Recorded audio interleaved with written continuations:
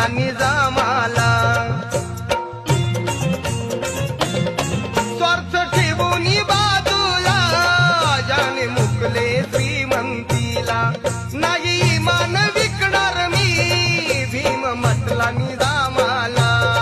तत्व बुद्धाचे शेवट गो अनुसरतो